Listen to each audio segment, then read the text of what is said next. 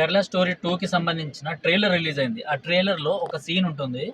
So beef అంటే హిందూ అమ్మాయిని Muslim family బలవంతంగా బీఫ్ తినిపించే సీన్ ఉంటుంది అనమాట. ఆ సీన్ పైన అయితే కేరళకు సంబంధించిన ఈ సోషల్ మీడియా ఇన్ఫ్లుయెన్సర్స్ అనుకోవచ్చు, లేకపోతే మన హిందూసే సెక్యులర్స్ భావంతో ఎవరైతే ఉంటారో వాళ్ళందరూ అండ్ ఈ ఎస్ఎఫ్ఐకి సంబంధించిన వాళ్ళు బీఫ్ ఫెస్టివల్స్ని ఏర్పాటు చేస్తున్నారు. అంటే బీఫ్ తినడం మా జన్మ హక్కు అని, లేకపోతే బీఫ్ తింటేనే మా సంస్కృతి మేము కాపాడుకుంటున్నట్టు అని, ఇలా వేరే వేరే రీజన్స్తోని వీళ్ళందరూ చేస్తున్నారు. బట్ బీఫ్ అన్నది వాళ్ళ సంస్కృతి కాదు అనేసి వాళ్ళకి ఇవ్వడానికి బిఎస్ఎఫ్ నుంచి అంటే భారతీయ ఎస్సీ ఫోరం నుంచి అరవింద్ అండ్ మోహన్ గారు మనతో పాటు ఉన్నారు. నిజంగానే కేరళలో ఇలాంటి సంస్కృతి ఉందా, కావాలని రెచ్చగొట్టే పనిలో భాగంగానే ఇలాంటివన్నీ చేస్తున్నారా? ఇంతకుముందు కేరళ స్టోరీకి ఎలా అయితే గొడవలు చేశారో అలాంటిది ఇప్పుడు కేరళ 2 ఏదైతే సినిమా వస్తుందో సో దాని ముందు కూడా గొడవలు చేయాలని ప్లాన్గా ఇవన్నీ చేస్తున్నారా?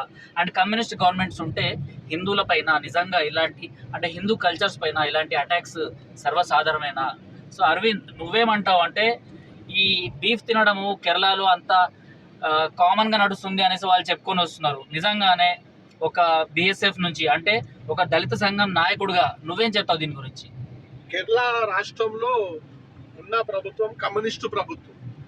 కమ్యూనిస్టులు ఎక్కడున్నా వాళ్ళు బాబాసాహెబ్ ఇచ్చిన రాజ్యాంగాన్ని తీసుకొచ్చిన దారిలో నడవరు. రాజ్యాంగానికి వ్యతిరేకంగా రాజ్యాంగ విలువలకు తుంగలో తొక్కే ప్రయత్నంలో ముందుండే వ్యక్తులు ఈ కమ్యూనిస్టులు. అలాంటి కమ్యూనిస్టు కుక్కలు పాలిస్తున్న రాష్ట్రం గాడ్స్ ఓన్ కంట్రీ కేరళ.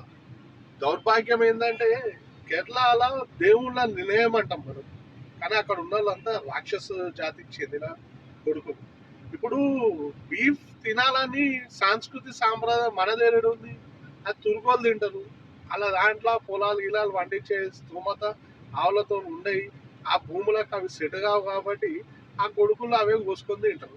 మన దగ్గర పొలాలకి యూజ్ చేసేది గో సంకతిని, మళ్ళా ఊర్లలో నీకు ట్రావెలింగ్కి యూజ్ చేసేది వాటిని.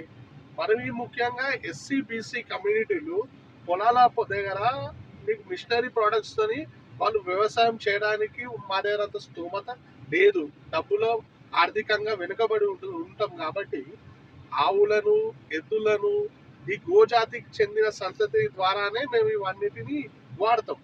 సో వీళ్ళు వాటిని చంపడం వల్ల మా రోజీ రోటీకి దెబ్బ కొడుతుంది. మా రోజీ రోటీని దెబ్బ కొట్టి మా కులంలో పుట్టిన ఆడబిడ్డలని ప్రేమ పేరుతో లవ్ జిహాద్ చేస్తారు. కేరళ 2 స్టోరీ ట్రైలర్ చూసిన ముమ్మాటికి నిజంగా చూపించింది. ఎందుకంటే మీరే చూసారు, చాలా మా ఎస్సీ ఆడబిడ్డలపై జరిగిన అత్యాచారాలు, ప్రేమ పేరుతో జరిగిన ఇన్సిడెంట్స్లో మీరు చాలా మటుకు మీరు మాతో కలిసి నడిచిరు సిద్ధుపై. అలా మీరు చూసారు మా ఆడబిడ్డలు కూడా ఇట్లనే చెప్పారు. అన్నంతో పాటు పెద్దకూర పెట్టారు, తినకపోతే కొట్టి బలవంతంగా నోట్ల కూర్చారు ఆడోళ్ళు కూడా, తుర్క ఆడోళ్ళు కూడా. వాస్తవమే, ఇది చూపించింది వాస్తవమే.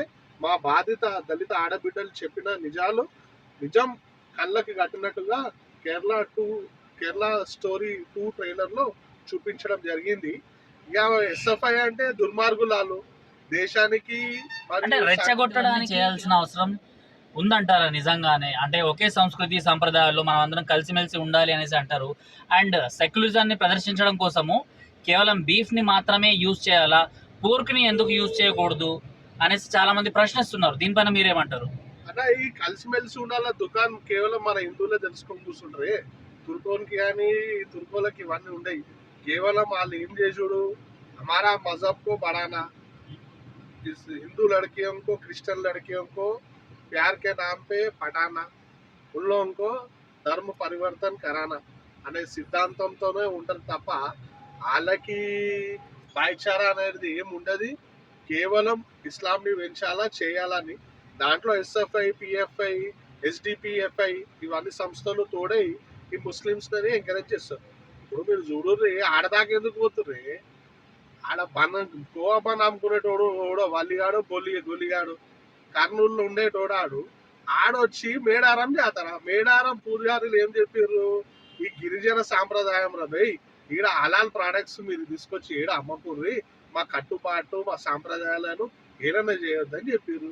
ఆయన వలిగాడు ఏం చేసాడు, ఆ చిన్న బంత కూడా పట్టుకొచ్చి అవి మాల్ కలిపి కోవా తీసుకొచ్చి అమ్మిండు.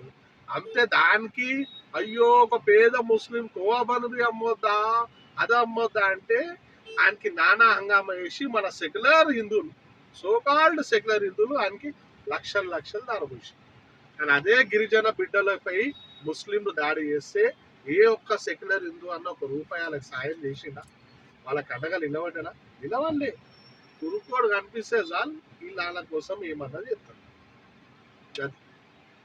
అంటే ఈ రెచ్చగొట్టే ధోరణి నిజంగానే మన దేశంలో ఉన్న వాళ్ళని విచ్ఛిన్నం చేస్తుంది కదా. ఇది ఎందుకు ఎస్ఎఫ్ఐ వాళ్ళకి అర్థం కావట్లేదు కమ్యూనిస్టులకు? వాళ్ళకి అర్థం కాదే అన్న. వాళ్ళు చేస్తున్నది ఇస్లాంని పెంచాలా, కమ్యూనిస్టులకి ఏంది హిందూయిజం డౌన్ కావాలా, బాబాసాహెబ్ ఇచ్చిన రాజ్యాంగం కిందికి పోవాలా, కమ్యూనిస్ట్ సిద్ధాంతాలు ప్లస్ ఈ ఇస్లామిక్ మెంటాలిటీ పెరగాల, దేశం మొత్తం అల్లకల్లం కావాలా. చైనా చెప్పినట్టు ఇంటనే వాళ్ళు మన దేశాని కోసం మాట్లాడతారు కమ్యూనిస్టులు. నరేంద్ర మోదీ చైనాకి తగ్గట్టుగా వాళ్ళకి ఇస్తుండు కాబట్టి కమ్యూనిస్ట్ వాళ్ళకి బరదాష్ అవుతున్నారు. అందుకే నేను కొన్ని అబండాలు చేసుకుంటా మనని చీల్చి. కేరళ స్టోరీ 2 గురించి ఏదైతే ట్రైలర్ వచ్చిందో ఎంత రచ్ అవుతుందో మనందరికి తెలిసిందే. సో ఈ ట్రైలర్ గురించి బిఎస్ఎఫ్ నుంచి వీళ్ళ వాయిస్ అయితే ఇలా ఉంది. నిజంగా ఇలాంటి వాళ్ళు ఉంటేనే, అంటే సంఘం చీలిపోకుండా కాపాడటానికి కొన్ని దళిత సంఘాలు అయితే హిందుత్వంతో పాటు కలిసి నడవడానికి రెడీగా ఉన్నాయి. కానీ కొంతమంది విచ్ఛిన్నం అవ్వాలనేసి ఎస్ఎఫ్ఐ రూపంలోనో లేకపోతే కమ్యూనిస్టుల రూపంలోనో ఎప్పటికప్పుడు చీలిక తేవడానికి అయితే ప్రయత్నిస్తూనే ఉన్నారు. బీఫ్ తినడం మా హక్కు అనేసి ఎవరైతే మాట్లాడుతూ వాళ్ళు ఎవరైతే కాలర్లు ఎగరేసుకుంటున్నారు కదా, వాళ్ళే ఒక్కసారి మీ ఫ్రెండ్స్ అంటే మీ ఇతర మతస్థులు ఎవరైతే ఉన్నారో వాళ్ళతో పాటు కలిసి వాళ్ళు మీతో పాటు బీఫ్ తింటున్నారు కదా, పోర్క్ తినమని చెప్పండి. అప్పుడు సెక్యులరిజం ఎక్కడికి వెళ్తుంది, అప్పుడు సెక్యులరిజంకి నిజమైన నిర్వచనం వాళ్ళు చెప్తారు, లేకపోతే మీ బద్దలు భాష్యంగాలు చేస్తారు అనేసి అయితే చాలామంది సోషల్ మీడియాలో దీని గురించి మాట్లాడుతున్నారు.